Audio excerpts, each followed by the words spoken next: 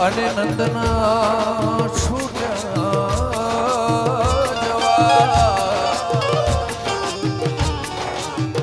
સર્વે ગોપીઓ સૌ તોડે વળી